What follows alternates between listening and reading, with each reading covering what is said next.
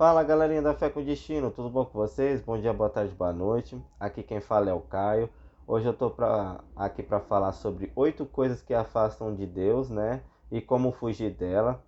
Sabe qual é a única pessoa que pode te impedir de viver perto de Deus e de conquistar tudo aquilo que Ele quer para a sua vida?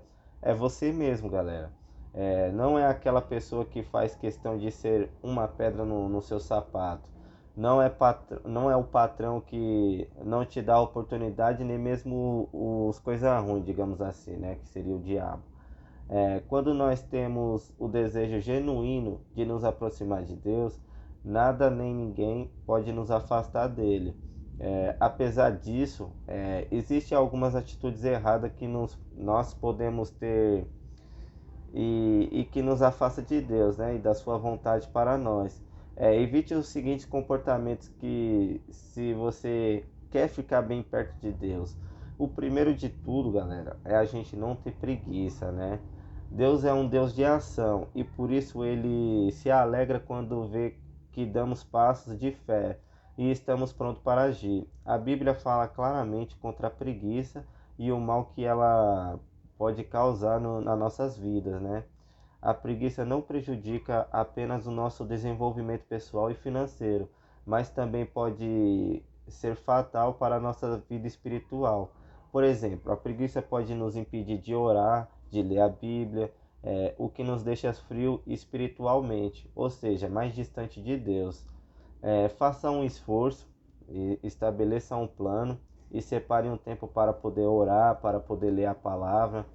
Não é sábio querer começar orando e lendo a Bíblia durante 2 horas, mas comece com 10 minutos por dia e vai aumentando aos poucos com o passar do tempo. Deus vai trabalhar na sua vida e você vai se sentir mais forte e mais perto dele, certo, galera? Outra coisa aqui que é bem comum que o ser humano faz, não é julgando ele, mas é sabendo que ele sempre faz isso, que é a fofoca, né?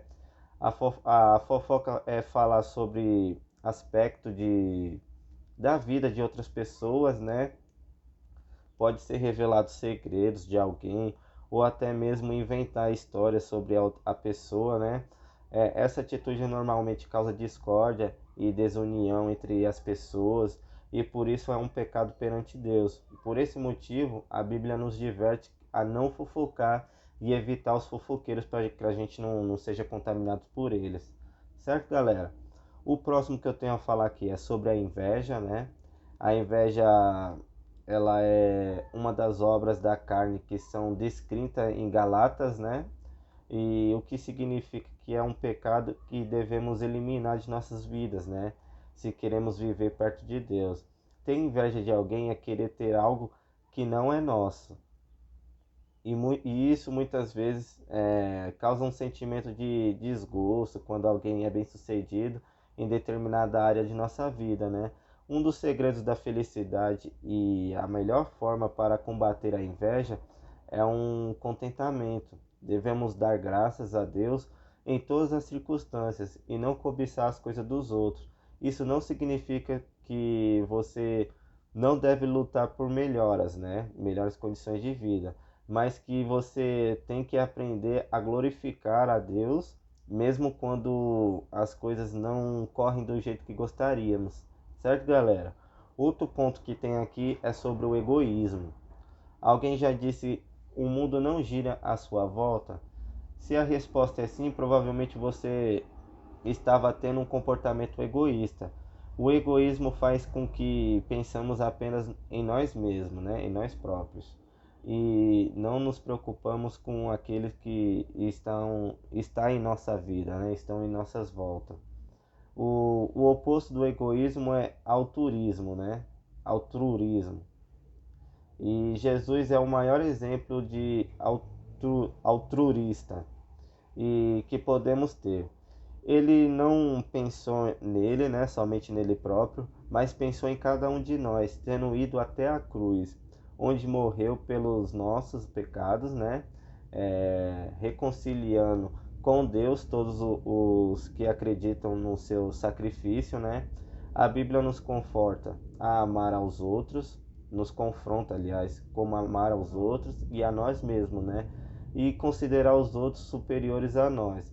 Mas para isso acontecer, temos que amar a Deus em primeiro lugar e deixar com que o nosso amor perfeito transforme as nossas vidas e elimine todos os vestígios de egoísmo, né? E aqui está o principal fato dela, né? Que seria a ganância, galera. A ganância é o pior dos piores para poder afastar a gente de Deus. E a Bíblia é muito clara em questão a isso, né? O amor ao dinheiro é a razão de todos os males. Algumas pessoas interpretam erradamente esta passagem bíblica, dizendo o dinheiro é a raiz de todos os males. Mas ter dinheiro não é o problema. O problema é você fazer o dinheiro ser o seu senhor, né? Ser o seu salvador. Vamos supor assim que você esteja doente, né? Digamos assim. Deus livre que aconteça isso, mas vamos supor que você esteja doente, passando por um momento difícil na sua vida. O que você vai fazer? Você vai tentar contratar os melhores médicos, né? Com seu dinheiro, para depois você ver que o dinheiro não deu jeito, aí que você vai procurar a Deus, né? Sendo que você deveria ter procurado primeiro a Deus para ele tentar dar uma solução para você, para depois ele vê se você vai precisar realmente de gastar o seu dinheiro ou não. Então, primeiro a gente tem que sempre procurar a Deus para depois a gente ir atrás das outras coisas, certo, galera? A Bíblia fala de vários homens, né, com temor a Deus, que eram bastante prósperos em termos de bem, como Jó e Abraão. O problema é quando nós amamos o dinheiro em primeiro lugar e não a Deus. O próprio Jesus disse que não é possível servir a Deus e ao dinheiro. Quando nós amamos o dinheiro, Deus perde a importância nas nossas vidas. Algumas das maiores atrocidades cometidas nesse mundo são cometidas por causa do amor ao dinheiro. Então, ame a Deus acima de tudo, certo, galera? Não deixe o dinheiro te controlar. Outro ponto que eu quero falar aqui é a ira descontrolada. Um momento de descontrole, ira irá poder ser o suficiente para destruir vidas e a sua e de outras pessoas também, né? A ira em si não é pecado, porque a Bíblia diz que é possível nós irarmos sem pecar. Há momentos na nossa vida em que é natural a nossa ira, né? Até Jesus se irou quando viu que os mercadores faziam negócio na casa do pai, né? Que seria o templo, que o templo naquela época era dito como se fosse uma igreja de hoje em dia, né? O grande problema é quando a ira vem de forma prolongada e descontrolada. Quando a ira controla a nossa vida, nos afastamos de Deus. A mansidão é um dos pecados do fruto do Espírito e através dela nós podemos impedir que a nossa ira se transforme em um pecado. A palavra de Deus manda que sejamos pacificadores e mansos com as pessoas à nossa volta, certo, galera?